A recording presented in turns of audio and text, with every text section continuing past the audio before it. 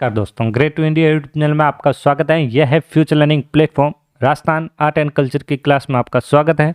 तो class number 2 RSSMB set exam के लिए वेरी इंपॉर्टेंट क्वेश्चन रहने वाले हैं। अभी तक हमने फर्स्ट क्लास अपलोड हो चुकी है, तो उसमें हमने 25 क्वेश्चन किए थे। नेक्स्ट क्लास आज तो 25 क्वेश्चन रहेंगे इसी सेशन में। तो चलो स्टार्ट करते हैं 26 से। नेक्स्ट देखिए, भील जनजाति स्वयं को किसकी संतान मानती है? तो भील जनजाति जो है स्वयं को किसकी संतान मानती है? ध्यान रखें, महादेव अथवा मुंडा को संतान मानती है। सही आंसर यहाँ पे डी रहेगा। नेक्स्ट, डामोर जनजाति का मुख्य खाद्यान्न क्या है? तो डामोर जनजाति का जो मुख्य खाद्यान्न होता है वो होता है मक्का की रोटी। यहाँ पे ध्यान रखना है, सही आंसर क्या रहेगा यहाँ पे सी। तो और यहाँ पे डामोर जनजाति का मुख्य खाद्यान्न के बारे में पता चल गया। सर्वाधिक डामोर जनजाति कहाँ पे? डूंगरपुर में। ध्यान रखना है यहाँ पे डूंगरपुर, एक चीज याद रखें यहाँ पे डूंगरपुर। और दूसरा पॉइंट यहाँ पे ध्यान रखना है लाल मिट्टी। और तीसरी चीज आपको यहाँ पे क्या ध्यान रखना है? सीधा सा पॉइंट मक्का। डन, चलते हैं आगे। नेक्स्ट 28 नंबर क्वेश्चन, मीणा जनजाति कितनी उपजातियों में बटी हुई है? तो मीणा जनजाति है कितनी उपजातियों में बटी हुई है? ध्यान रखना है यहाँ पे 12 उपजातियों में बटी हुई है। सही आंसर रहेगा यहाँ पे बी। भील लोगों में निम्न में से कौन सी परिवार प्रथा का प्रचलन है? तो यहाँ पे भील में जो परिवार प्रथा का जो प्रचलन है वो है यहाँ पे एकांकी परिवार। सही आंसर यहाँ पे सी। भील जाति में विवाह की कौन सी प्रथा प्रचलित है? तो भील में जो विवाह में जो प्रचलित है वो है बही विवाह। सही आंसर यहाँ पे डी। नेक्स्ट, निम्न में से कौन से समुदाय के लोग अच्छे तीरंदाज होते हैं? तो तीरंदाज जो होते हैं अच्छे वो होते हैं यहाँ पे भील। कौन सी जनजाति, सॉरी कौन से समुदाय? तो वो है भील समुदाय के लोग क्या होते हैं? तीरंदाज होते हैं। ध्यान रखना है। और यहाँ पे तीर कमान कह सकते हैं। नेक्स्ट क्वेश्चन 32 नंबर, भील जनजाति के छोटे गांव क्या कहलाते हैं? भील जनजाति के जो छोटे गांव होते हैं उससे क्या कहा जाता है? तो छोटे गांव, भीलों का गरी जो होता है उससे कू कहा जाता है, छोटा गांव हो या कोई भी हो। तो यहाँ पे सही आंसर रहेगा ए। सॉरी यहाँ पे ये तो गलत हो जाएगा, ये नहीं होगा। ये कू तो उनको मकानों को कहा, बिलों के घर को कहा जाता है। और छोटा गांव को क्या कहा जाता है? वो कहा जाता है फला। सही आंसर यहाँ पे छोटे गांव को फला कहा जाता है। कू जो होता है ये क्या होता है? ध्यान रखें, इसके बारे में बता देते हैं। ये होता है यहाँ पे बिलों के घर। क्या होता है? बिलों के घर। ओके डन यहाँ पे ये। और घर के आगे जो होता है बरामदा। ध्यान रखें, और बिलों के घर के आगे ध्यान रखें, यहाँ पे ये लिख देता हूँ। घर के आगे क्या होता है? बरामदा जो होता है अपना बरामदा, उसे क्या कहा जाता है? वेरी इंपॉर्टेंट, डालिया। सही आंसर यहाँ पे क्या रहता है इसका? डालिया। नेक्स्ट, कौन सा मेला सहरिया जनजाति का कुंभ मेला माना जाता है? तो कुंभ मेला जो माना जाता है वो माना जाता है सीताबाड़ी का मेला। सही आंसर हाड़ौती अंचल में। ध्यान रखें, तो सही आंसर क्या रहेगा इसका? सी रहने वाला है। नेक्स्ट, निम्न में से कौन सी जनजाति राजस्थान में नहीं पाई जाती है? तो राजस्थान में कौन सी जनजाति नहीं पाई जाती है? वो है बेगा जनजाति। राजस्थान में नहीं पाई जाती है। और ये भील जनजाति कहाँ पे पाई जाती है? आपको ध्यान रखना है, ये पाई जाती है उदयपुर में। कहाँ पे? उदयपुर में। Very important. बेगा जनजाति कहाँ पे पाई जाती है? ध्यान रखना है, ये छत्तीसगढ़ में। कहाँ पे? छत्तीसगढ़, राजस्थान का पूछा। और सहरिया जनजाति ध्यान रखना है 12 में। और मीणा जनजाति कहाँ पे? जयपुर में। नेक्स्ट क्वेश्चन 35, सहरिया जनजाति की बस्ती कहलाती है। सहरिया जनजाति की बस्ती क्या कहलाती है? सहराना। क्या कहलाती है? सहराना। सही आंसर रहेगा सहराना। सहरिया जनजाति के घर क्या होता है? बस्ती क्या होती है? गांव क्या होता है? मुखिया कौन है? ये सभी चीज़ ध्यान रखनी है। तो मैं इसका महत्वपूर्ण पॉइंट यहाँ पे आपको लिख देता हूँ। यहाँ पे सहरिया, ये सहरिया के बारे में जितना कोई भी क्वेश्चन आ जाए, यहाँ पे फर्स्ट पॉइंट है घर। घर को क्या कहा जाता है? टापरी कहा जाता है। दूसरी चीज ध्यान रखनी है बस्ती। तो बस्ती को क्या कहा जाता है? सहराना कहा जाता है। अभी जस्ट इसका तो क्वेश्चन हो गया अपना ये। नेक्स्ट क्वेश्चन, गांव को क्या कहा जाता है? शहरोल कहा जाता है। और गांव के बाद इसके जो मुखिया होते हैं उससे क्या कहा जाता है? क्वेश्चन इससे पहले भी आ चुका है अपने 25 क्वेश्चन में उसमें, तो उसे कोतवाल कहा जाता है। ठीक है, नेक्स्ट क्वेश्चन चलते हैं। जनसंख्या की दृष्टि से मीणा जनजाति का राजस्थान में कौन सा स्थान है?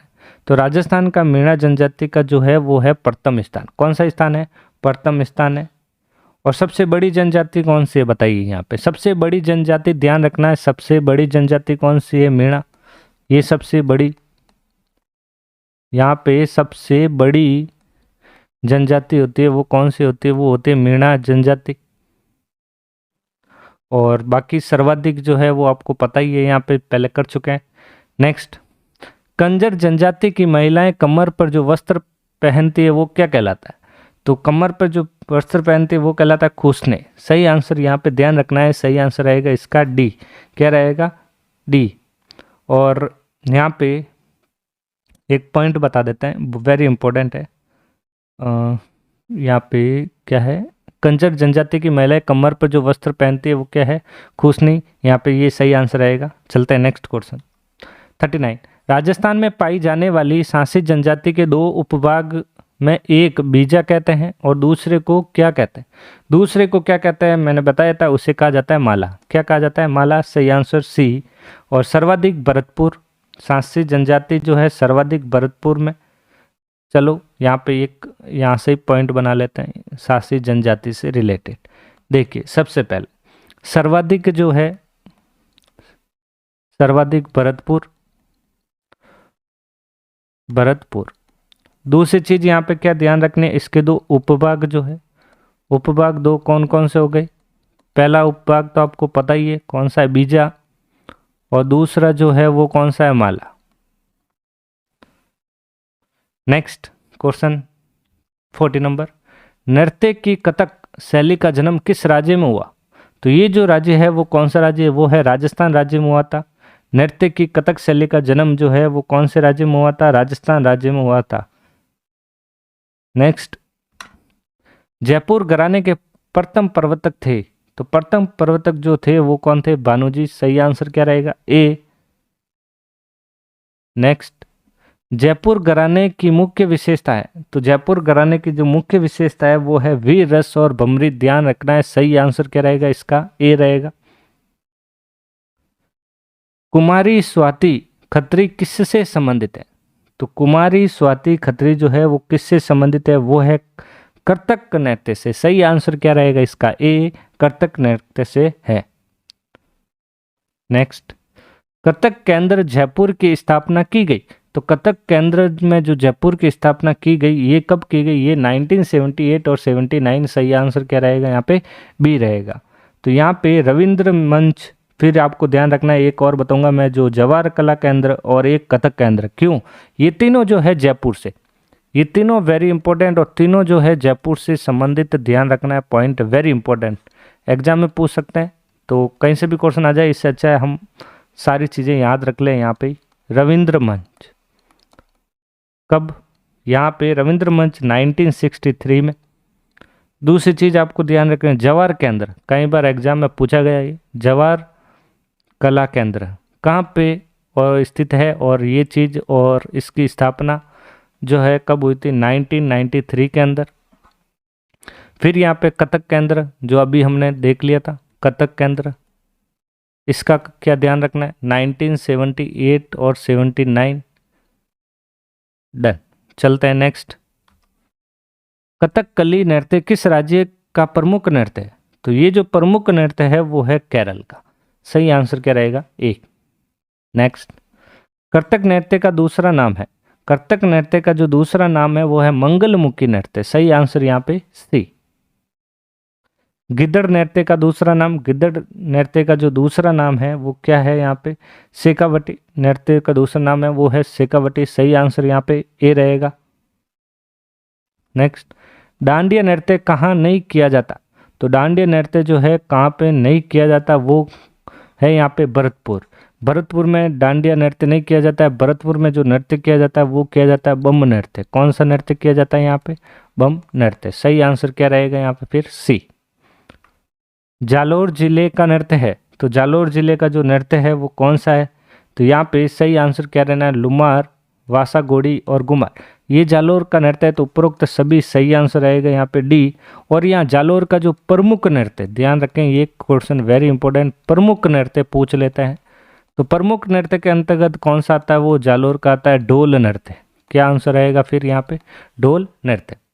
तो दोस्तों आज की क्लास यहीं एंड करते हैं, मिलते हैं नेक्स्ट क्लास में। तो चैनल को लाइक और शेयर और सब्सक्राइब करना ना भूलें। Thank you.